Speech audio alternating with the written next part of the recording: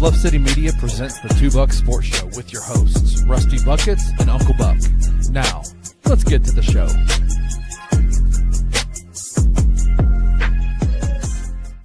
What is up, everybody? Welcome to the Two Buck Sports Show on this beautiful Monday of Christmas week. That's right, Santa Claus comes in 3 whole days, Drew. I hope you've been good enough to get more than just the stocking full of coal that you got last year, but we are the Two Buck Sports Show, brought to you by FanDuel, the official odds provider of Bluff City Media and your Two Bucks. I'm Rusty Buckets. Got my guy, the aforementioned Drew Gang, with me today. What's going on, Drew? How are you, buddy? What is up, everybody? Welcome to the Monday edition of the Two Buck Sports Show. I am good, and it's obvious I've been good all year because I have been getting cash advances on my Christmas presents all year long. The Rams get a win. I don't need anything else. You can give me coal. I don't care. I'll use it and I'll make some burgers. I couldn't be happier, and I don't need anything from the big man upstairs, a.k.a. Santa. Mm-hmm.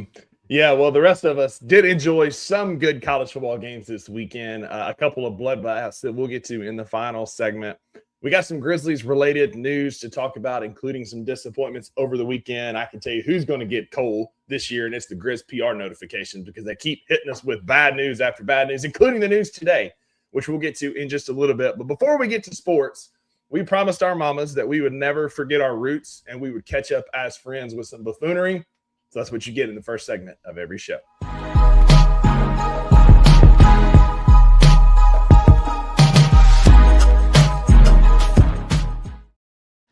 That is right. This is the Two Buck Sports Show. We are the Two Bucks, and we've been friends for over a decade. And so we use the first segment of our first show of the week that we do together and catch up over a long weekend. And this weekend's been short, just a normal 2-day weekend. But the next 2 weekends will be what, 5-day weekends for the Two Bucks. We'll have lots to catch up on the next 2 following Monday shows. But we got plenty to get to today. I've had a big weekend. So this is our best of beef where we catch up. Best thing that happened to us this weekend and the biggest beef of the weekend. So, Rusty, tell them about the sponsor and give us the best thing that happened to you this week. Our best of beef brought to you each and every week by Donna's Italian Beef, 509 Constitution Drive in Iuka, Mississippi. Go check them out for the best sack lunch on the way to Pickwick, your breakfast spot when you're hungry at the lake. And if you are local, you've got to go check out Jim and the gang. They have burger specials daily. Our business card is hung on the corkboard in there.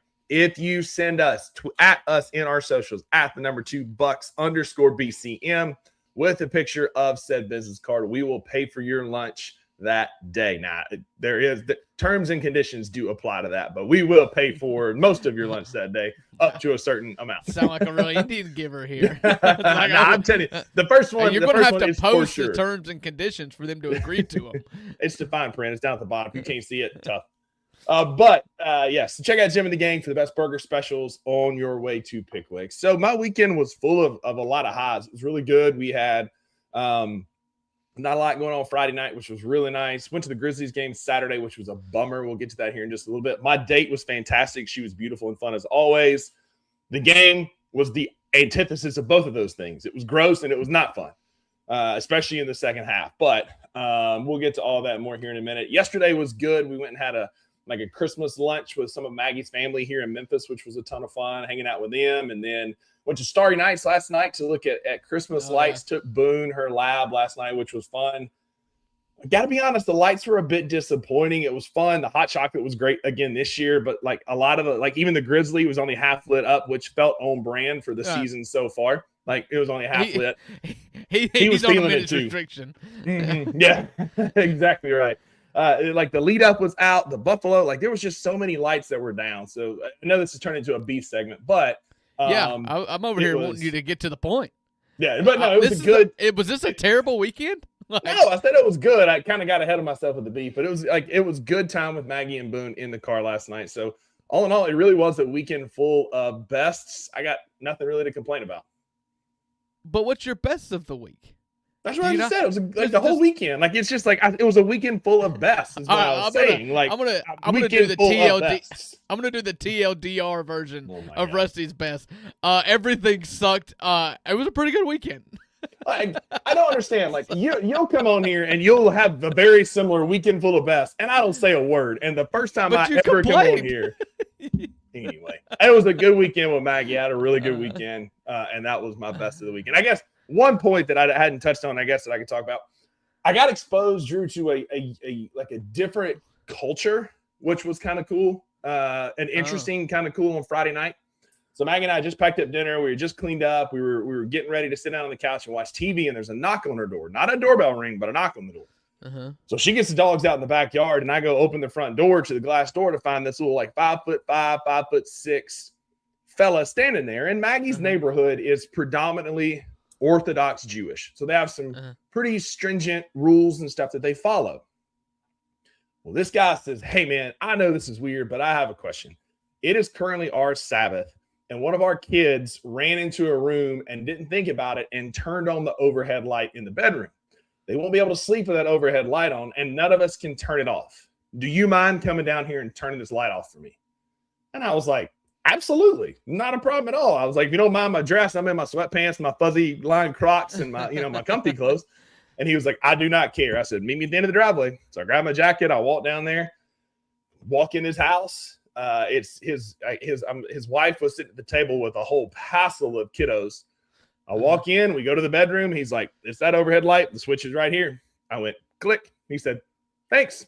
And I walked back to Maggie's. Thankfully, there's only 2 houses down. But it was cool, like just to see, be able to be a neighbor to somebody from a different culture from me, different belief system than I have, adjacent, I guess, but different belief system. But they can't touch any electronics or modern, like electricity, any modern things on their Sabbath. They can't touch things that move, like a pen or money, because I was like, hey, you want to write my number down in case you need me in the future? And he was like, I can't touch a pen, nor could I use a phone on my Sabbath. And I was like, well, that makes sense. That's what you just said a little while ago. And he was not touching that Ring doorbell. He was not touching the Ring doorbell. He on the door. So an interesting cultural moment that I'm gonna put into a best. Let's put it that way. Yeah, I would love to just sit down with that guy. Obviously, you can't do it on the Sabbath, but why is this way? I mean, because you got to think, if you approach it the right way, people of other faiths, and this is something people don't discuss a lot, and I feel like it's a problem, but if you sit down and talk to somebody the right way, it doesn't have to be like this whole knockdown, drag out, my religion's better than yours, but I would love to just know where that guy comes from. Like, what about, why are we walking across the road on the Sabbath to get somebody to turn off a light? Why is that more better than just going over there and turning the light switch off? Because they both felt like work, but I'm genuinely curious. Yeah, because they both felt like work. I'm not disparaging somebody's culture or belief system. It's just different than mine. And I'd love to ask a ton of questions. I was too floored by this guy. I mean, it was a simple request. Like, I wasn't like, oh my God, I can't believe it. But I was just like kind of taken aback. Like, it's kind of cool. Like, probably what happened is he walked outside and he looked down the road and was like, they've got Christmas lights. I'm knocking on that door. And the fact that if it was an electricity thing, like, okay, that again, it makes sense. That's the path you can't cross. Yeah. I Googled it, and online it says on the Sabbath they cannot touch any electricity, modern things. Like they walk on the Sabbath. You can't drive. You can't exchange money, like anything like that. Like, there's a lot of things they cannot do from Friday night at sundown until Sunday morning. Listen, I would like to take this moment right now as an electrical engineer to advise everybody to not touch electricity. I'm okay with light switches, but if you ever see electricity, please don't touch it. Don't touch an arc. Yeah. And I've never seen a better advertisement for a smart home, like with a bunch of Alexas, where you can just be like, Alexa, turn off bedroom light, and it would go off. Because if Alexa came on unsolicited, which she's known to do at times, and it's the Sabbath, they would probably have to burn the house down. That's fair. Yeah, I'm just trying to help a brother out, but anyway, it was the clapper. The clapper. That's the solution. That's the solution. All right, my best of the weekend. Listen, it's a busy weekend. It's the Christmas season. We went and drove to Sheffield, Alabama, to my father-in-law's house on Saturday night. We saw my parents. We did this, that, and the other. My best of the weekend was last night. We got home after church, and we chilled out, cleaned the house, and we sat down and watched Home Alone 2. The whole family sat down. It was weird because, like, my 3-year-old and my 1-year-old are not sit down people. We have joke saying they're outside kids because they are always on 11 at all times. And we just all sat down and watched a movie, and it was great. It was the perfect way to end a weekend with a little bit of rest because my wife and kids, my wife being a teacher and my kids being in school, there's no school going on right now, and so they're all home. They didn't need to relax or anything last night, but I was like, I gotta work. I'd love to just kind of have a normal Sunday night, low key, to where we can just chill out and I can be rested for work. And I got it yesterday. It was great. That's awesome, great man. Sunday Good for night. you. Love nothing like a good restful Sunday night, man. Yeah. It's truly becomes the best day of the week. Even with Monday on the other side, just having that downtime with your family and loved ones is key to end a weekend for sure. So what goes up must come down, Rusty. We've got to have a worst of the week. I got to pick one of the many you alluded to in your best. I get my beef this morning. My Monday this morning, the Daily Grind was the light show last night not being as good, half the lights being out, traffic being terrible, and then it got one up while I was at the gym earlier today. Sir, I hope if you go to the Crunch Fitness over at Y Station, I hope you're watching this because stop, you're just being dumb. So I hope it's not Kendarius because Kendarius literally said I'm here as I said that. But shout out to Kendarius. If it's you, listen up. Here in the podcast chat or here in Crunch Fitness? Yeah. Because this morning I'm at the gym. I'm doing my workout was a row walking lunges with some kettlebells. And so I'm doing some walking lunges 10 yards back, down 10 yards back in this little area that's made for that. And there's this guy, and I've talked about him here before. He's got main character syndrome where he is he thinks he's the only one in the gym and he struts around, whatever. So he had built this little fort in this little turf area. There's two of them, and he built this little fort over here where he had all of the long foam rollers making a rectangle. Okay. Yeah. On the outside of each one of those, he had a kettlebell holding them in place. Yeah. He then had a 24-inch box laid on the side facing him front ways. And then he had two small boxes on the side, so making a little shield. He had ankle weights on. But what he was doing was standing there in an athletic type position, bouncing a tennis ball with ankle weights on. Yeah. Doing nothing. Bouncing a tennis ball. And listening to music. Hand-eye coordination. Well, he kept dropping the ball and it would roll across the gym. Well, I'm mid-lunge step and I happen to look down and what rolls just behind my foot that had just landed, but this freaking tennis ball. And it took all I had not to punt that thing across the gym. Because it's a hazard. This ball is bouncing everywhere. Why do you have all the foam rollers and the boxes set up like a shield? What is the purpose of ankle weights if you're just bouncing a tennis ball all around? And it wasn't just me. He bounced it into a girl doing lap pull downs on the machine, and she turned around and gave him kind of a stink face. Buddy, what are you doing? Other than just trying to be goofy. And then then he'd go do some pull ups, and then he did some single leg stand stuff that I guess kind of worked with the ankle weights. But bouncing a tennis ball, and it was a red and yellow tennis ball, just like this, back and forth for however long, buddy. There's nothing worse than gym snobs. I'm just talking about my that safety, guy's just man. trying to have a good time on a Monday. He's like, you know what? I don't want to go to the gym today. We've all been there. I was like, I don't want to go to the gym today. But you know what would make me get through this gym day? Is I build me a cool little fort. And I can hang out and be the king of my castle here at the Crunch Fitness. And I got a man who needs to be at work in here doing lunges and getting mad at me because my goal in life that man is trying to set a Guinness World Record for most consecutive bounces of a tennis ball, and he's training really hard right now.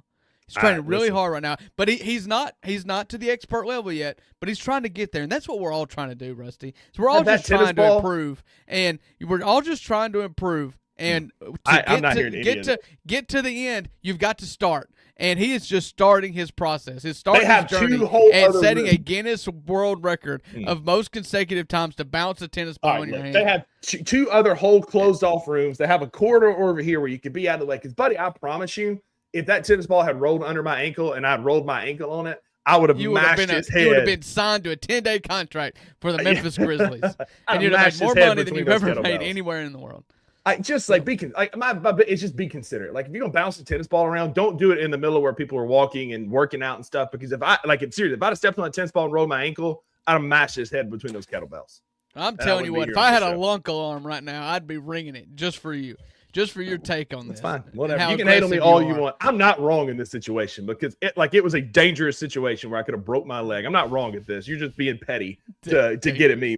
I'm not wrong. Buddy, there ain't a day that goes by where I don't step on a ball rolling around my house. I mean, I'm not kicking those kids out of the yard.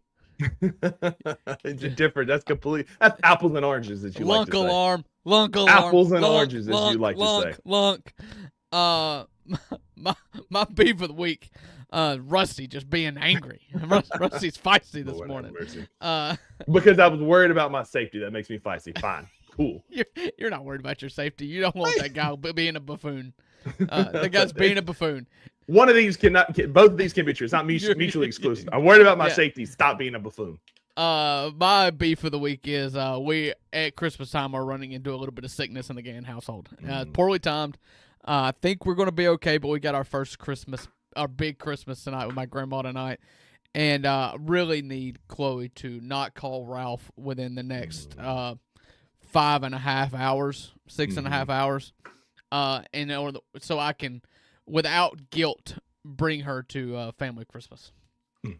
Yeah, I mean, hopefully. If Kirk's listening, if Cousin Kirk's listening to this, Cousin David, either of you, get off my back first. And it's been like 12 hours at this point, so we're in the clear. Yeah. Just don't need to reset that clock. You know what I'm saying? Understood. So hopefully, T's and P's from Miss Chloe Bug that she'll be feeling better so you can go to Christmas this afternoon. And Cousin Kirk, David, give him a hard time if you're watching this. That's for sure. All right, well, that's enough of our best in beef. Speaking of beefs, we got more beef to talk about. As Wayno talked about it earlier, that game Saturday night was something which pales in comparison to the game that's going to be tonight.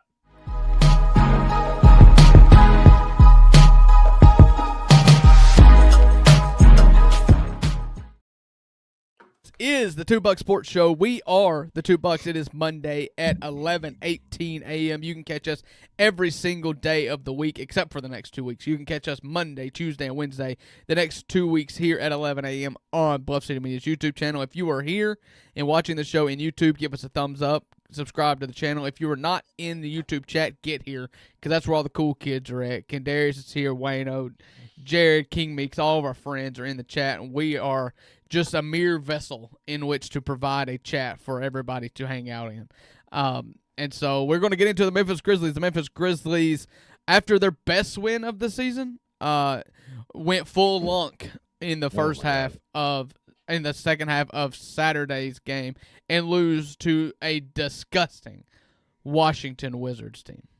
They looked even worse in those ratty jerseys. It reminded me of back in the day when you could create, or I guess you still can, when you could create a team on NCAA football or Madden, like you made your own franchise, and these were the uniform options. They were hideous. They were even worse in person. And only for that to then to turn around into a loss for the Memphis Grizzlies made it worse because we didn't have any kind of a pulse in that second half. Particularly in the third quarter. The third quarter was ugly. We ended up playing. We had 7 dudes that could play by the time Jaren got in foul trouble and got hurt. So I'm not going to bash them too much because of that. But you should only need 5 to beat this Washington Wizards team. Like it was an awful showing. It was not a good. Like they're not a good team. CJ McCollum, known Grizz killer, had another night. And it was just a frustrating watch in person to see us fall to a team like that. Yeah, so I told you guys before the game started, Saturday was a very fun day for me. Ole Miss playing his first ever college football playoff game. They won it. And I just said in the group message, we saw the injury report. Ja's out. Everybody was out. All of our pets' heads are falling off. And I just I had a family. I was at my father-in-law's house for Christmas. I had already watched football through the drive all the way out there, so I made my wife drive the whole thing. My wife was taking care of the kids, so I could fully invest. And I just said, listen, I'm not doing this. I'm not watching this game. I am not going to subject my wife's ire. I'm not going to make her mad at me by watching the Grizzlies play the Wizards on a Saturday night at my father-in-law's Christmas after I've been watching football all day. And so I'm just not going to do that. And I'm not just going to leave the door open for them to ruin a perfect day. And so I didn't watch it. I kept up with the score, and I was like, well, I feel sorry for Rusty. And then I was like, oh, I feel sorry for Wayno and Jared because they have to do the post-game bounce on this thing. Like, I'm just not going to do it. Listen, you're right. You're right. The Grizzlies played 8 players. You don't need 8 to beat the Wizards. You don't need 8. It is disgusting no matter which way you look at it. I don't care. And we didn't even mention the fact that the Grizzlies were up by 20. Yeah. And so, like, at that point, you don't even need 5. Like, you need 3 or 4 to maintain a 20-point lead against the Washington Wizards at home, and you lose it. It's disgusting. I will hear nobody's call it anything other than disgusting. Yeah. The only saving grace for me was I was out looking for some food for me and Maggie at the beginning of the third quarter, so I missed a lot of the ugly parts. And then I got back in time to see kind of the final, like 4, maybe 5 minutes of the third quarter and see the disgustingness that what it was. The bright spots, Kadarius.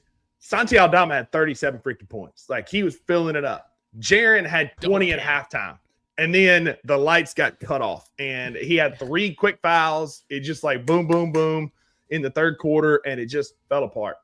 There's no excuses. I don't want to talk about this game anymore.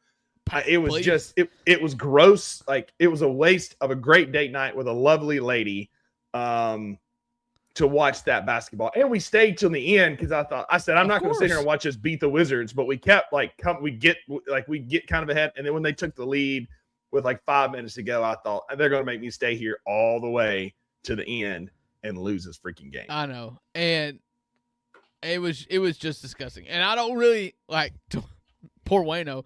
He had to get on there, and the Grizzlies lost, and Santi went for 37. Like, I don't know. Yeah. Man. Like, it was disgusting. And Jock didn't play well at all. Like, no, Jock was just a non-factor. It was and BC got hurt in the first 5 minutes. Like, he looked so good bouncing around. He had the jaw threes, the black jaw threes with the JA on it. Looked amazing, bouncing around, and then a non-contact freaking injury. Drew, like, we truly need a Christmas miracle. I don't know if we've got to bring back, Jared talked about it in the post-game bounce, is bringing back Mike Conley. Is that what's going to solve this curse? I don't know. Is the Memphis Grizzlies signing former Lakers center Christian Coloco to a 10-day contract what we need to break the curse? I don't know. But these injuries are freaking wild, man. It's just when we're fixing to have to switch to the Notes app again, like we did in the 23 season, where that's our ridiculous 15-man injured reserve list, like, that's where we're heading for sure. Yeah. It's ridiculous. It's ridiculous. Christian Coloco's not going to solve any problems. It's a Christian body. Coloco It's a warm body. Is Charles Bassey on a team? I don't think so. Because if he's not, then he just needs to be signed to a contract. I mean, it's ridiculous. The NBA, I don't want special treatment or preferential treatment by any means, but we should be allowed to roster 17 full-time Memphis Grizzlies. Like, this is ridiculous. I don't know what the problem is. John Moran is going to be out for a while. I won't hear anything else about it. I know you went through, and rightfully so, you went through the physical therapy thing of it and said it probably is not going to be a big deal. I fully expect John to miss multiple weeks at this point. He had a setback. I don't know what happened, but he went. It's the first time I've ever seen anybody go from questionable to doubtful to out, and now we don't have a report, and he's going to miss the next game too. Like, and I saw he was up, bounced around. He was dribbling, like, between his legs, behind his back, in timeouts. Like, Ja was moving fine. I hear what you're saying. You're probably right. Same thing with BC. BC, they've not made an official announcement yet. BC's going to be out past the All-Star break. 4 to 6 weeks. It would be at least 4 to 6 weeks. I'm counting that similar to Ty Jerome, because Ty Jerome had a calf strain, non-contact, unable to bear weight like BC was, and he's still out. So, I mean, again, I'm not saying that we're tanking. I don't think we are tanking, but we're going to slow roll these injuries out and going to play this thing out. Again, I'm like you, but I'm not asking for preferential treatment, but look at the last 5 seasons for the Memphis Grizzlies. You would think we could get a exemption granted for 18 players. I mean, it's ridiculous. It's not even fun. Like, it's not even fun. And guess what? You go and you lose to or you win or you lose against Washington at home, and what's your reward? Is great. Now we get to go play Oklahoma City. Like, with no you job. thought you had a little mojo back. No, you're going to Oklahoma City is now going to set the record against us. That's We it. beat That them was- by 73. They're going to beat us by 74, That and was we my can't ask do this anything about it. morning. That was my ask this morning on the Daily Ground. We'll get to that here in just a second, but I don't want anybody else to get hurt, and I don't want to lose by more than they lost to us. But to wrap up this heat check before we briefly touch on the game tonight, like I'm kind of like you. Like, I don't know what we need to do. Like, Zach Kleiman drafts well, and we end up with the most injury-prone dudes ever. Vince Williams is now out for knee soreness. That guy has not been healthy for any real stretch. Same with John Morant. John's out again, going to be out for a while. BC, same thing. Rehabs, comes back, looks so good against Minnesota, really bouncy, gets a start against Washington and doesn't even make it 5 minutes. Like, at this point, and nobody's going to take these contracts. What are they going to do? They're going to take a contract for an injury-prone player. Like, who's going to trade for a guy that might give you 5 minutes in a few games? Like, we're in that proverbial between a rock and a hard place, and we can't go either way. Yeah, I mean, this isn't on Zach Kleiman. I don't know who to blame, but and I don't think you were blaming Zach Kleiman, but like, you look at the people that are injured, and once again, it's like, I'd probably rather have that team of injured folks than I would rather have the team that's playing on the court right now. I mean, what are you missing? You can have a starting five of Vince, Josh, Zach Edey, Brandon Clarke, and Ty Jerome. Like, okay, yeah, I'll take that team. That team can win some games in the NBA. Yeah.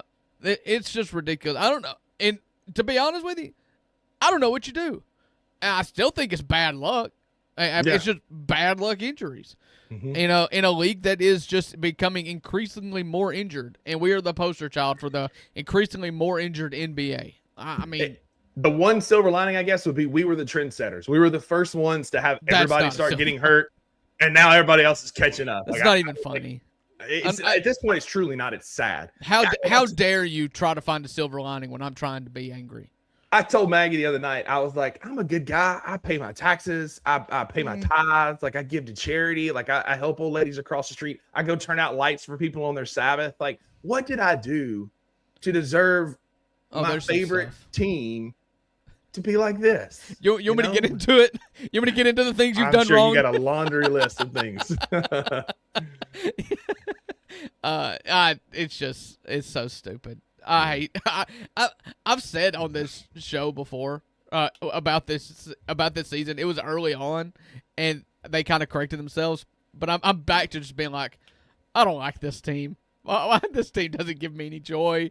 Like, how come I get just a taste of just the sweet nectar of victory, and it's like, oh, Zach Edey is just going to manage this ankle for another 2 months. And Ty Jerome's calf is just falling off. He's going to be out another 9 weeks. And John Morant landed on a big oaf's foot, and he's going to have it surgically removed, and it's going to be replaced with a bionic foot. And Jaren Jackson Jr. is playing basketball with shoulder pads on.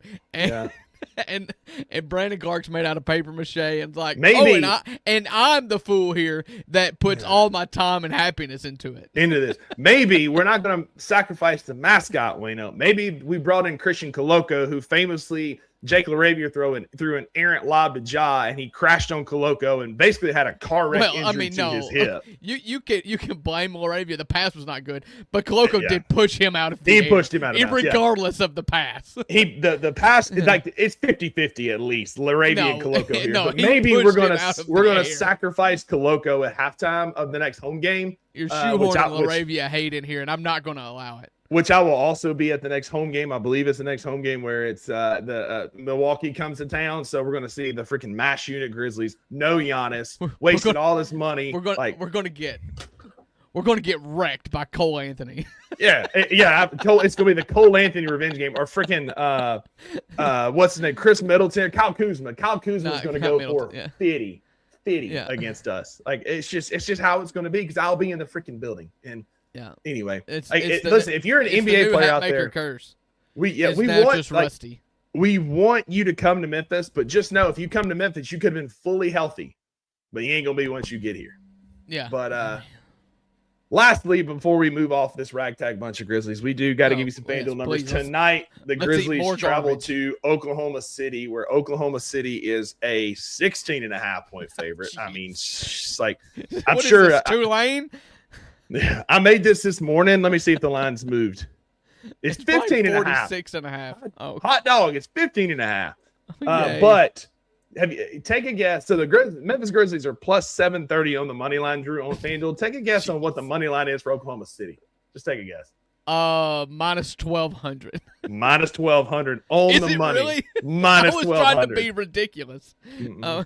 Minus 1,200. Some player over-unders So for if tonight. anybody wants $100 and you've got 1,200 to spare, Yeah. go ahead, throw it. Yeah. Well, Grizzlies are not winning this game tonight. No. You can get Jaren at 17.5, Cam at 15.5, Santi at 14.5, and Cedric at 12.5. If you should so decide Hey, I got a to play question. some money on here. Hey, hang on. Ninja DJ has a great question here. Does Flex Seal work for injuries?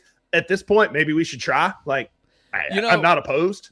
If we played Ja, would he be allowed to play with his crutches and he could just be a rim defender with the crutches? Just hold the crutch up.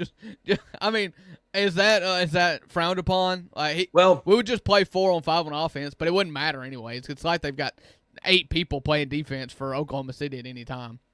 so Ja was not on crutches the other night at the Wizards game. So I would take Edie, who wasn't a walking boot, to stand in front of the rim. I'd take that. Well, Let's put him he'd out break there. his other ankle at that point. Well, he ain't got to jump. If he just stands with his arms up, he ain't got to jump. He just blocks the rim. Can you So imagine how many times he'd get dunked on if he just had to stand there? It's like, Yeah. oh, I get Well, I Edie mean- who can't jump. He would literally be standing straight up, and SGA would somehow still get a foul. He call, would for still sure. foul less than Jaren Jackson Jr. Probably. And SGA would still get 21 free throws tonight. It's going to be a bloodbath. It's going to be a massacre. Hey, guess what? I'm not watching tonight. I was about to say, I, for one, am not tuning in. We're going to watch a Christmas movie. We're going to do something. I'll have the real app up, just if nothing else, to make sure they don't break our record. Not that I could do anything about it, but here's hoping that don't get hurt anymore and don't lose by 77. Let's don't lose by It was that. 73 was our win. 73. So don't lose by 74, and we're good. Yeah. That's all I'm asking for tonight.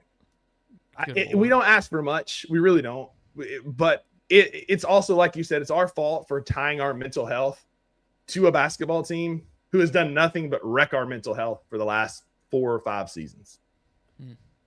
Anyway, we're going to move on to talk about some college football on the other side of this commercial break. We got a lot to get to with the recap of the college football playoff round 1, some bloodbaths, some good games, and some breaking college football news that we need to address before we dive in.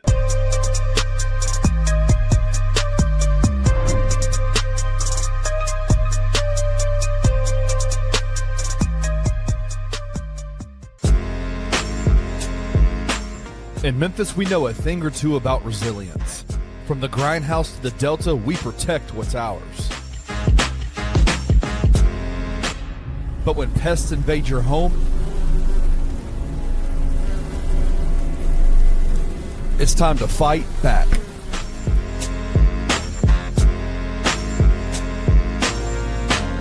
Grade A Pest knows how to handle what crawls, flies, and bites. With local experience and guaranteed results. I'm Reggie with Grade A Pest Control. We service the Memphis metro area. That also includes DeSoto and Fayette County as well. Grade A Pest has the entire Mid-South covered. So if bugs and pests put you to the test, let Grade A solve your problem.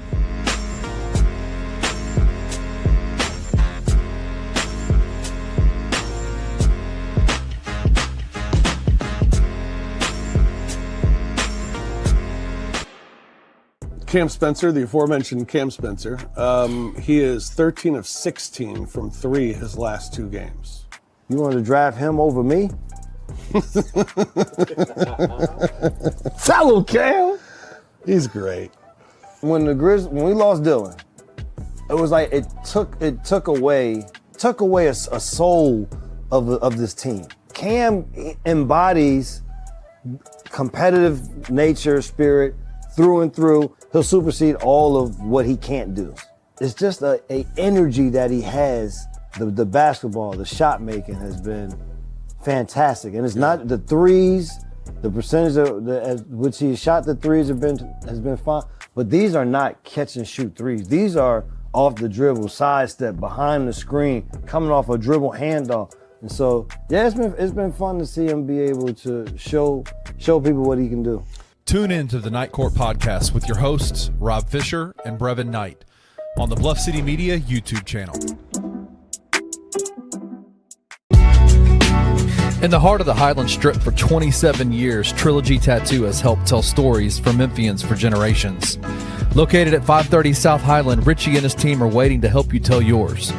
From tattoos to piercings, your body art should be as unique as you are.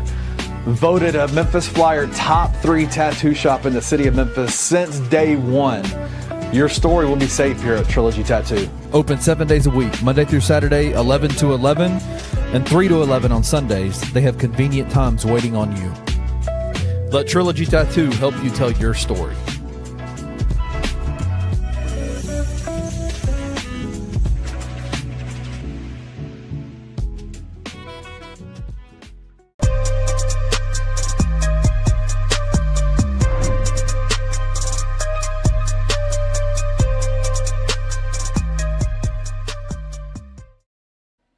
Welcome back to the Two Bucks Sports Show. I'm your co-host, Rusty Buckets. My guy, Drew Gann, here on Bluff City Media's YouTube channel, live Monday through Friday at 11 a.m. Central. Although this week it's just Monday through Wednesday.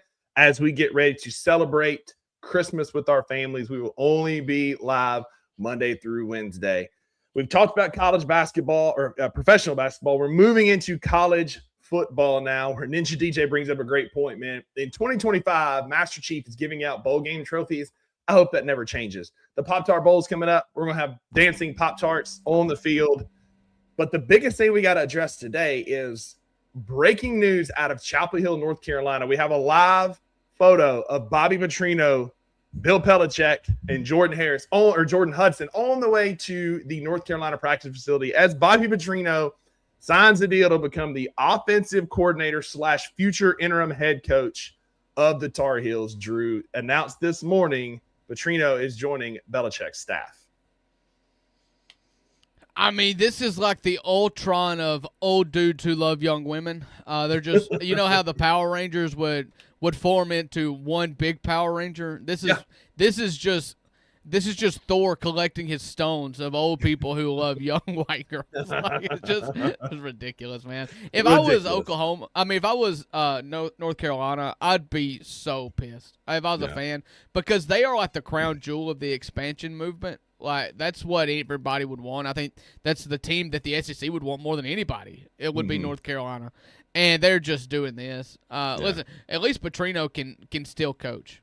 Yeah, he can still coach offense. Belichick is too busy going to weekend adult cheerleading competitions with his girlfriend. If you're adult cheerleading, that's a problem. That'd be a deal breaker. Like if Haley and I started dating, and we were I was in my late 20s when we started dating, and she was in her mid 20s, and if she was like, "Yeah, on the side I do some competitive cheer," and I would be like, "No, that stops." That stops. Because, like, you see these pictures of Bill Belichick there, and it's like, you cannot convince me that guy is a former 6-time Super Bowl winner, one of the greatest NFL head coaches of all time, and he's now in a hoodie drinking a Diet Coke watching his girlfriend cheer for nothing. Just cheer? Like, what are you cheering for? You're just cheering. Yeah. Like, go team. Go team. Go sports. Yeah. Do the thing, I guess. Go sports. In other sports news, Notre Dame lost to Purdue Fort Wayne last night in basketball and has officially opted out of the NCAA tournament that is coming up this March because they were not going to get preferential treatment again. I don't know if you saw that or not, but go Jitty. Opt out. Go Jitty. Exactly. The Fighting Mastodons, go Jitty. Yeah. But we did have meaningful football over the weekend. Yeah, we did. Daddy Express. We had the first round of the college football playoffs is in the books. Once again, making a twofold case. We'll start with the better of the two, and then we'll get into the G5 because I know we'll get some hate from you G5 guys out there. The disrespect that you showed Ole Miss and Miami from this graphic. We'll get there. Just we'll get there. Haters. But I think it made a strong case for us to continue not only with first round home playoff games, but I would love to see it go to 2 rounds, like electric atmosphere done by the home teams. And I know this is not some hot take. Everybody knows and sees this, but just it deserves being said again how electric these playoff atmospheres were on home fields. We need to make the first 2 rounds home games. I mean, I'm totally in favor of that. I think I talked on the show, but everybody that asked me last week was like, "Are you going to go to Oxford this weekend for the playoff game?" And I was like, just the commitment it takes and the money commitment, the time commitment, having the kids and Christmas time and all that. I was like, I'm probably just not going to fight that battle. And I was like, full of regret Saturday. It looked absolutely incredible. The flyover, Trace Atkins doing the baritone, the bass national anthem was incredible. The light show, the drones, all the stops were pulled out. All the former players, Hall of Famers that were there. Like, you just had to be there. And one of the things that was kind of collective amongst anybody that was there was like, it felt like Omaha, to where it's like you just didn't want to leave. The game was over. You just sat in the bleachers, and it's just kind of like a moment that you felt like it was a milestone that was achieved, that you were on the mountaintop. And it was something that I feel like should be embraced. I've said thousands of times on this show about what makes college football and college sports special is the fact that a lot of these times these colleges are settled in small towns, in states that don't have pro universities. It is different here, and it should be celebrated. One of the biggest travesties in college sports is the movement for neutral site games, big games in week 1 that are played on neutral sites. And buddy, just agree to a home and home here. Get this in front of the home fans. It's special.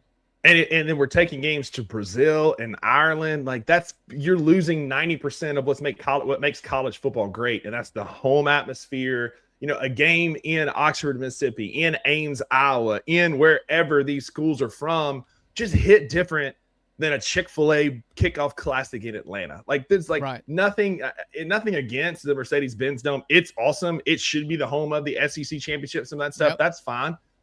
But these regular season games and then these early playoff games deserve to be played in Norman, Oklahoma, in Oxford, Mississippi, in Eugene, Oregon, in Bloomington, Indiana, should they were a host. Like, that's where they need to be played, because every single atmosphere was awesome. Even the G5s where you knew it was going to be a bloodbath. Shout out to Oxford. I hate Ole Miss, but they did that so well. Shout out to all the the hosters. They did an incredible job. And it's a shame that we don't get 2 rounds of that. I agree. You're not going to get 2 rounds of that because you've got to fulfill the bowl obligations. Like, the Rose Bowl shouldn't stop existing, nor should the Fiesta, or the Peach, or the Orange, or the Cycle Sugar. them through. But they should be the semis and the championship, like we used to do when it was the 4 playoff. Just cycle through them, and then you can have a Rose Bowl and a Cotton Bowl when they're not the college football semis and championship. You still play those. Then maybe Notre Dame will go. I get it. You see what's happening to the bowls that aren't including in the playoffs now. Like, that's just not going to happen. It's just not going to happen. The only way that would happen is if they added a round to the playoff, which we are both against. I starkly against it. I see that from Ninja DJ and Jared in the comments. Like, people were upset when there were 4 teams. They thought, when we move to 12, nobody's going to be upset because we'll get the 12 best teams. Well, guess what? You still got people who are upset, and it's still the right move. I thought moving to 12 was a terrible idea. We should have kept it at 4. So it didn't fix it by moving it to 12. So what logically makes you think that by moving from 12 to 16 is going to make it better? You're still going to have people that are upset for not getting in. You're watering down what the regular season and championship weekends mean. And you leave the door open for more travesties like we saw in Oxford and Eugene, Drew. I was for moving for 12. I like 12. You just got to find the right way to get 12 in. I think that in this new era of college football that there are more teams than ever that can actually compete for a championship. The number is not 12, though. And it's definitely less than – if it's less than 12, then it's going to be much less. It's 16. I was an advocate to keep it at 4. I was like, you moved it to 12, okay, that's fine. But I knew that this was step 1. This was not hang on, we just got a Grizz PR for Brandon Clarke will be reevaluated in 3 weeks. 3 weeks. So we'll see him playing again in probably 6 or 8. But we moved it to 12. That's fine. But you see the writing on the wall. Like going to 12 was step one. They're not going to stop at 12. They're not going to stop at 16. Like they're going to keep moving, and it's going to water it down. It's going to water the product down. Listen, we've crossed the threshold to where the other bowls don't matter. Like that, there's no coming back from that. You're not going to decrease the size of the playoff. You're only going to increase or stay the same. And where you're at 12, you've already eliminated the intrigue for any other bowl that happens outside of that. Like, I'm sorry, the Gator Bowl doesn't matter anymore. The Mayo Bowl, the Pop-Tart Bowl, none of this. Nobody. It's not appointment viewing. Nobody's going to care. Your favorite players are not going to play in it. It doesn't matter. But you cannot water down the playoffs now. And I believe 12 is the right place to be. You cannot go to 24. But if you went to 16, all that means is that you've got rid of the buys. But I don't like I don't, and if you go to 16, you get rid of buys and you double the amount of games that are played on home campuses, which is fine. You're just not going to have 16 teams that can actually compete. Ninja DJ's right. The money will talk. It's going to expand. Like it shouldn't, it's going to expand. And yeah, Jared, you can get to 24, but you can do a lot of things, and that doesn't mean that you should. Like you could go to 64. I mean, I could have a peanut butter and Copenhagen sandwich, but that doesn't mean that I should, right? Like you don't have to do that. And actually, maybe once upon a time. But the more you expand this playoff, the less quality football you're going to get. To those advocating for a 24 or expanded, I present to you the G5 playoffs. I get where it's a step down, but you can't look at the products and compare apples to apples here. No. JMU and Tulane earn the right under this rules, the way the rules are set up. I'm not arguing that. I'm not arguing that a G5 team doesn't deserve to be there. I've heard the argument, like it's been presented, that maybe the G5 you have to be a top 12 team in order to get in, which means you have to play a tougher schedule, which is going to be hard to do because those other teams aren't going to want to play you to keep their schedule, their record fine. But it's like a G5 playoff makes a ton of sense. Then you can have 24 teams get in, 12 P4 in the P4 championship, 12 G5 in the G5 championship, and you go from there. Yeah, nobody would be talking about this 12-team playoff being a problem if Notre Dame was in it. And that's right. That's true. That's fair because Notre Dame should be in it.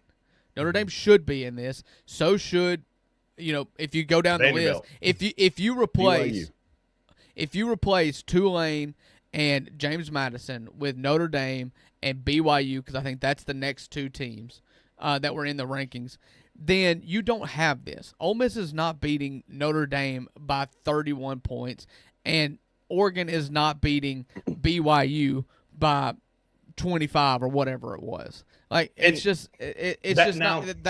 missing the problem. I'm going to push back on that a little bit because that's a weak argument you can poke holes in because Ohio State beat Tennessee by 28. Georgia beat TCU by 100. Like you can make that. The argument is not that. The argument is the body of work doesn't get you there because you have not, and I'm stealing this directly from Josh Pate. Yeah. The body of work is not strong enough. You have not had enough resistance to get there. JMU played one team in the top 40 and they lost by 2 touchdowns. Like that's the argument, not that they're going to get blown out. Okay, fair. But you're also not going to be favored by 17 and 21. Like you are going to have at the surface when they kick off, it is going to be perceived to be a competitive game, not a foregone conclusion, which is what it was. But you get these close. Like last year, I think Ohio State was like a 6.5 point favorite, and they dog walked Tennessee. So that's a weak argument. There is no chance. Again, you could take the results out of it. We could play this back to Friday if you want to. There is no chance that Tulane or James Madison or pick your G5 school were ever going to win. I mean, I'm not arguing that. Yeah. That's not wrong at all. I'm not arguing that. This is not this is not March Madness where you can be Cinderella. There is no Cinderella in this situation.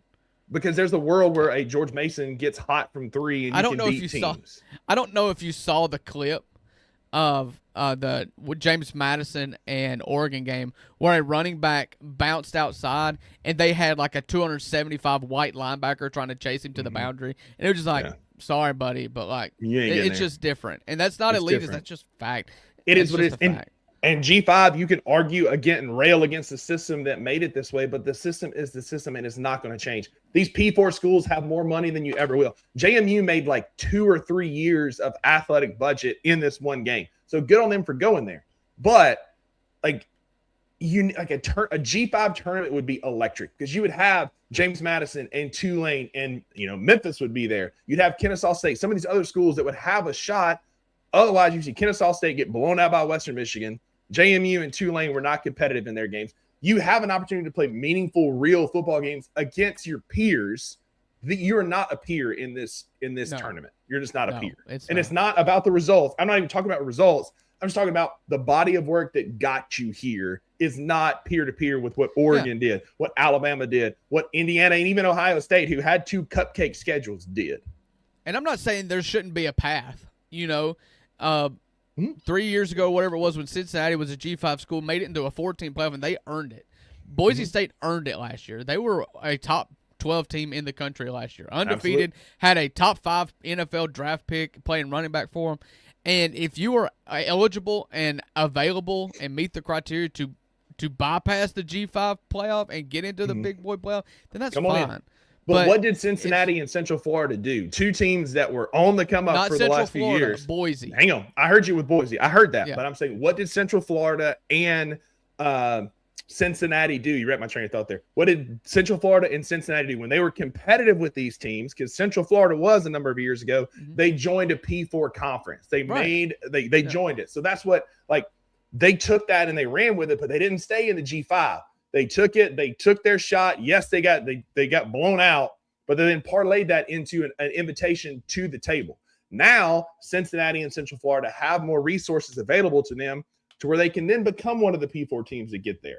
The only way that JMU, Tulane, Memphis, Boise State, these schools, Cincinnati and Central Florida laid the groundwork, the only way you're going to be able to be competitive in this is if you parlay this run into an invitation to a P4. Yeah. I mean, that's fair. UCF actually went out and beat Auburn in a New Year's 6 game. That's what I'm saying. And they turned Joe Burrow into Joe Shiesty with that hit on the sideline, and then they joined the Big 12. Yeah. This is the death knell, I think. And Jared, I'm sorry, but like this even hurts your, like, I don't care that they get a chance to win and get to round 2. I don't care about that. They're not going to get further than that. Like at that point, that's pity. That's pity. Oh, okay, cool. Jared, congratulations. You move on. 24 is for not anybody listening to it on the podcast. Jared says 24 teams, 1 through 8 get buys, 9 through 16 play round 1. Next 8 teams, G5 have a better chance of getting to round 2. It's not about that. It's not about giving the G5 a better path to win or success. Like this is just about putting apples to apples here. And I'm sorry if that offends anybody. There will be times in which a G5 team could beat this, but it's just not. It's not apples to apples in budget. It's not apples to apples in players. It's not apples to apples in coaches. There's a reason why the 2 G5 schools that participate in the playoff, their coaches played their last games and were allowed to coach their last games, and they're now leaving. It's because there is an obvious ceiling here, and it's okay to say that life isn't fair. Like, it is. Listen, it is. I'm an Ole Miss fan. Ole Miss beat the ever-living tar out of Tulane, and I wouldn't trade it for nothing.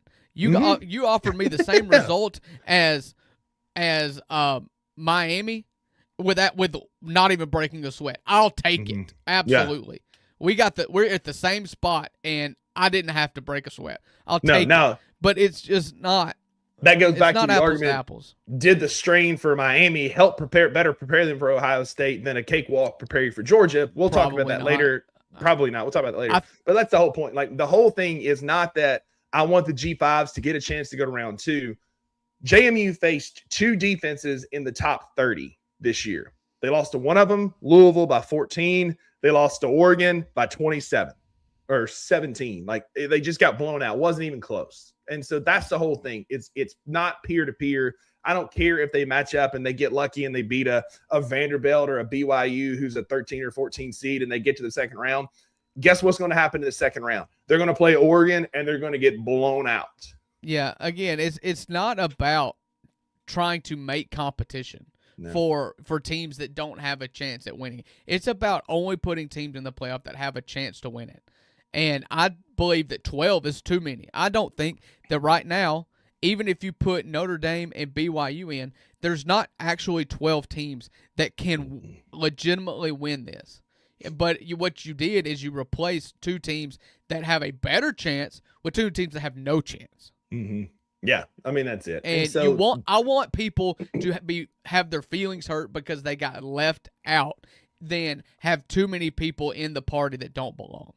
Yeah, and because you know what happens to those teams that get left out? You recruit harder, you hit the transfer portal harder, you up your NIL fund, and you come back better. Texas Tech is a great example of that. They were on the outside looking in. They threw everything they could into their NIL. They had the number 1 ranked transfer portal class. Yeah. And they play Oregon in the Orange Bowl next week. There were a lot of Ole Miss fans that were mad last year. South Carolina was mad last year that they got left out being 9-3.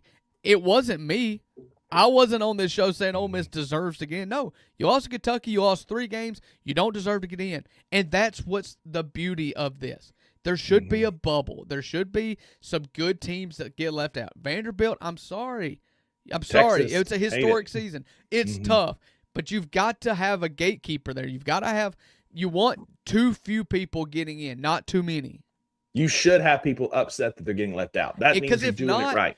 Because if not, again, Mr. Consumer here, you devalue a regular season if you let too many people in there. It doesn't matter if you go on the road. A home loss to Kentucky last year hurt because it kept you out of the playoff.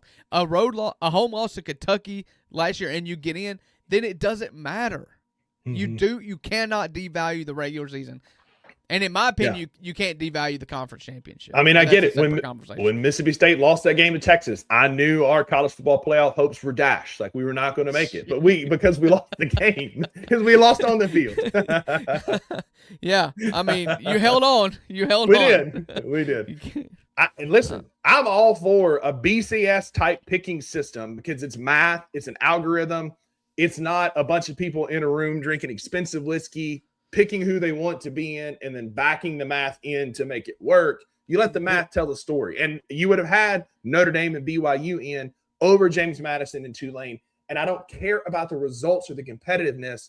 The body of work was better, and they earned the right to be there. I would have a 12-team playoff in which all 4 power conference champions get in, regardless of record. All 4 of them get in, and the rest of the 7 are just put into a computer and spat out. Like, get the human element out of it, get the athletic directors out of it, and that puts the onus on the ACC in particular to fix their tiebreaker situation. Like, you caused this. You caused this. And so that's what I would do. I mean, that's it. Yeah, that's exactly right. But on the field, we had 2 bloodbaths. We had 2 competitive games. Miami and Texas A&M was a defensive struggle. Now, their offenses moved the balls between the 20s. Moved the ball between the 20s, but they couldn't make a field goal. Miami finally got that touchdown late to pull ahead to call game. But this was 2 elite pass rush defenses against mediocre quarterbacks. Carson Beck had 103 yards passing. Marcel Reed proved me wrong, proved Drew right, that he doesn't show up in big games. He melted under the pressure. Miami goes on to face Ohio State. This was a fun game just because it was a game in the elements. And if you watched it, you couldn't quite tell what was going on. The element was the wind. And my goodness, did the wind. And the poor kicker in the pregame, in the college game day, who missed a $1.5 million kick because it got stuck in the wind. That just it wasn't just you, buddy. Because neither team could kick field goals. It was a fun watch. It was. Marcel Reed, they made him throw the football, and he struggled mightily. I am a fan of good defense, and you saw good defense in that game. The elements didn't help the quarterbacks in their passing. Miami figured out how to run the ball and gash Texas, especially late. They kind of leaned on that running game, and that's what got them down the field for that touchdown. But it was a good defensive game. And Miami earned the right to play Ohio State, where early lines on FanDuel have them as a 9.5-point underdog against Ohio State. I think It could be a good game in the Cotton Bowl in Dallas. They'll travel to Arlington, but Ohio State opens as a 9.5-point favorite. Yeah. We'll break that down later. I don't think Ohio State covers that first impressions. Mm-hmm. Let's talk about Oklahoma. Oklahoma Yeah. gets up 17-0, and then I think it's blanked the rest of the game. It ended up being 34-24. So they got scored one more touchdown late. So they got outscored 34-7. Now, when Alabama hit their stride, I still feel like Alabama's flawed. They still didn't rush the ball well. I would pick Indiana to beat Alabama. I feel like both of these teams, whoever got out of this, they only going to look good against each other because they're both extremely flawed offenses. Mm-hmm. Ty Simpson was good, but I think the Hoosiers win big. I don't know. Alabama's defense is good enough to give it, like, Indiana has not faced a defense like they're going to see in Alabama outside of Ohio State and Oregon early in the season. Alabama has faced defenses like they're going to see in Indiana, in Oklahoma, Missouri when they were healthy, Georgia. Like, they faced some of those defenses. Now, they laid a fat egg in the SEC championship game. But Alabama's defense started off putrid. It was an ugly first quarter. But it was like it was the shock they needed to their system, because starting in the second quarter, they made John Mateer look terrible. Alabama threw the ball well. Ty Simpson was throwing dots in that second half to win that game for him. It was a great atmosphere. It ended up being a good game for Alabama. Is this what wakes Alabama up? I don't know that they can go and upset Indiana. They open over on FanDuel as a 6.5-point underdog against Indiana in the Rose Bowl. Old school versus new school in the granddaddy of them all. Super excited to watch that game. I don't know that it's a blowout. I don't know that Alabama has the offensive dogs and weapons, because they cannot run the football to beat Indiana. But this could be a pretty close game out in Pasadena, Drew. I'm not ready to call it a blowout. 6.5 for Indiana, over under set at 48.5. Yeah. I'm not saying it's a blowout either. I'm supremely confident Indiana will win. I don't know about what you just said they would. We'll get to that. You just said they win and they win big, and so I'm making an argument. Okay, well, I may have got ahead of myself. I'm trying to be emphatic on my belief of Indiana winning this game. I agree. I don't know the spread yet. I'll get to that. Do some more digging on it. But Alabama's just still not running the football. We thought Jim Miller was the answer. They're just still not running the football, and Indiana is just continuing to fall victim to the logo on their helmet. Mm-hmm. And I'm not going to be the guy anymore to say that Indiana is going to lose because they're playing Alabama. And I'm not either. And I'm not sitting here. That's not what I'm saying. Right now, Alabama's plus 210 on the money line, minus 260 for Indiana. Feet to the fire. If I had to pick right now, I'd pick Indiana to win. But I would lean kind of strongly to Alabama covering, because I don't like Indiana. Also doesn't strike me as a team. And Kurt Signetti may be completely different. Like, he may be the guy that's going to go out there and flex and say, look, we're going to beat Alabama by 50 because we can, because that's what he can do. That is him. But I don't know. I can see this game being close. We'll pick all that next week. But you got a Crimson Tide versus Hoosiers. Like, if you had told somebody 5 or 6 years ago that in 2025 you're going to have Indiana and Alabama playing for a path to the national championship, if you had told somebody it was in basketball, you'd probably buy that. But if you told somebody that was football, they would have you committed to the Whitfield Nursing Home in Corinth, Mississippi. Because, buddy. Yeah. But in the two other games, we had Oregon, like we said, walk the dog with JMU. JMU was scrappy. They were fun. They ran the ball effectively in the second half. They had a backdoor cover with a late touchdown. Look, Oregon clearly took their foot off the gas and allowed them to celebrate that game in the second half before looking forward to Texas Tech, where this one is going to be a fun game. Both of these teams have to travel all the way down to, I believe it's Miami. Yeah, they play in the Orange Bowl on January the 1st. It's our first game in 2026. Opening line over on FanDuel. Oregon opens as a 1.5-point favorite, minus 118 on the money line. Texas Tech is minus 102. The over-under is set at 52.5. Drew, I think this game is going to be a lot of fun. Yes. I think that this is probably my favorite game, not Ole Miss related, to look forward to. It's a close spread. I don't really know where I lean with it. I just keep going back to last year. The teams that got buys went 0-4. Mm-hmm. I think it's a good thing that I think it's a perk for all the teams that played home games or played campus games in the first round to kind of get moving a little bit, especially like Texas Tech. Well, they did play in a conference championship game, but all these teams did. But I don't know where I'll land on that yet. I will tell you this: I will be locked in. Oh, absolutely. That's a fun like one. Jacob Rodriguez is one of my favorite players in college football, that linebacker for Texas Tech. Just his story. Like, he started college as a quarterback, played some running back, played some tight end, landed at linebacker, won the Bronco Nagurski Award this year. I think he won the Lombardi Award too for best defender. Just a cool fifth in the Heisman. I think. Fifth in the Heisman. Just a really cool story. I watched him against BYU both times they played BYU this year. I just like the way that dude plays football. It's hard-nosed, old school linebacker, just plays his tail off. So I'm excited to watch him play in this game. And like, this Texas Tech team is just different. They're built different. They're built by old money. Like, I don't know that we've seen a team truly like this yet in college football. Like, we'll talk about Ole Miss in just a second, who's been a portal hound under Lane Kiffin, and that's what he does.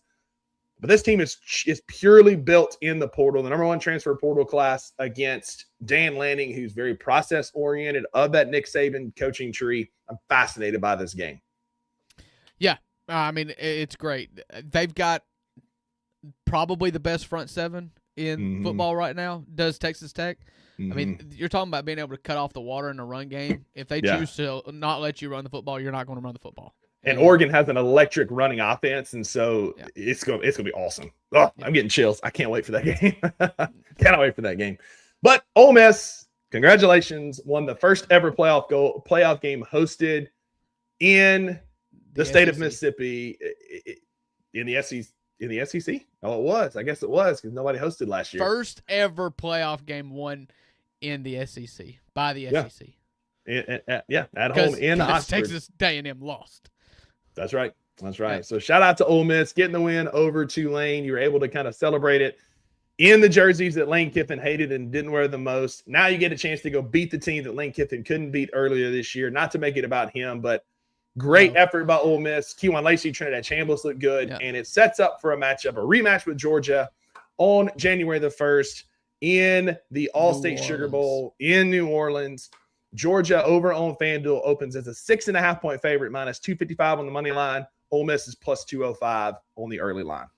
Yeah, I think that was my favorite part of Saturday. Is it felt like an exercising of demons almost.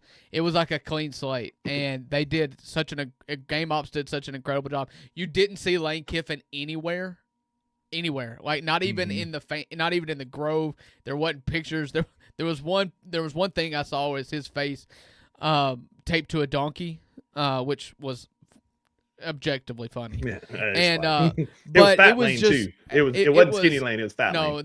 No, there's no Skinny Lane pictures floating around. It's all Fat Lane. It was just all about the players, man. It was all about the coaching staff. They did an incredible job. They just came out there and just BTA, and which was great. Which was great to see. You got to see Pete Golding celebrated. I mean, he was a literal rock star because he was just the next guy who came in after the train wreck, you know. Yep. So everybody did a great job. Now you get to go and you play Georgia in a rematch. I think 6.5 is a fair line. Georgia's quite possibly the best team playing right now. The last time you saw them, they just complete and utterly dismantled Alabama and Atlanta.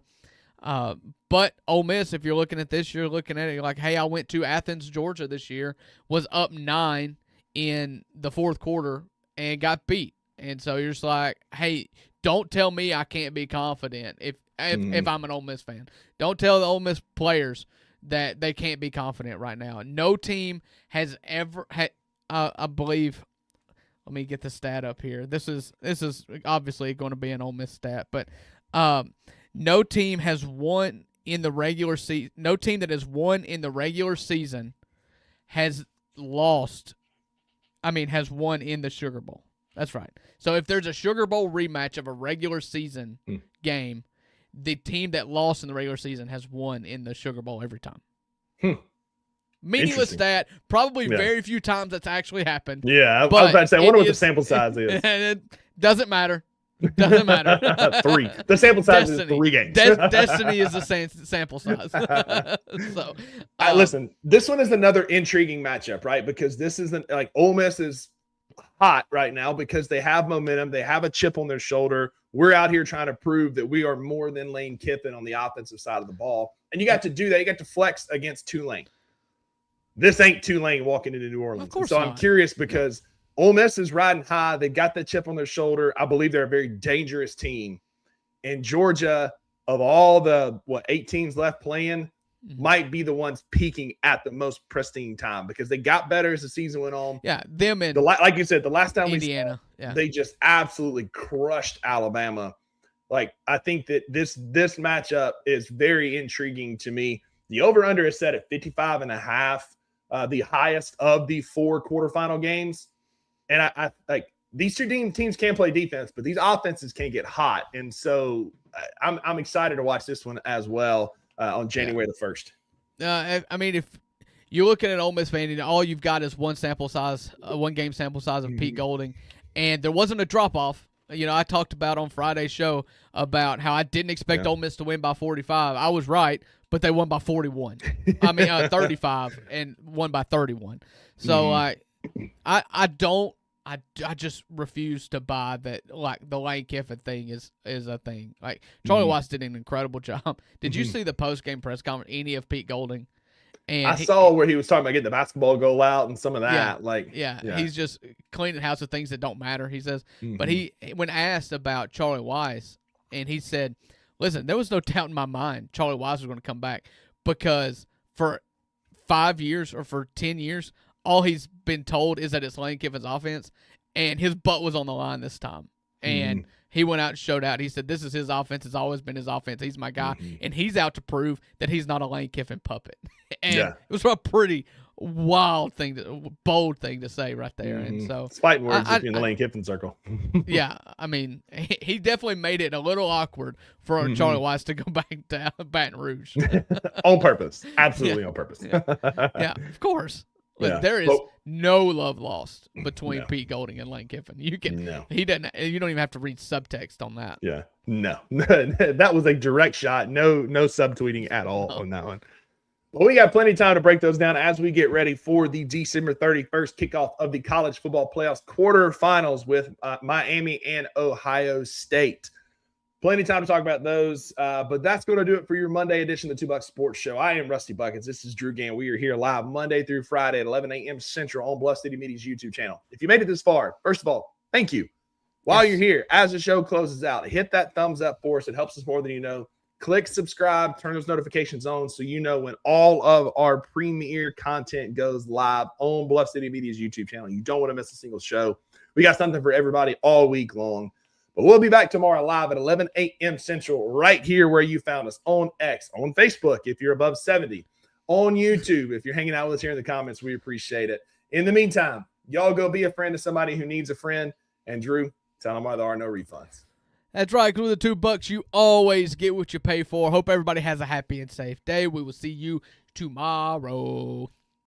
Thank you for listening to the 2 Bucks Sports Show. If you enjoyed this episode, leave a rating and a review wherever you download your podcasts.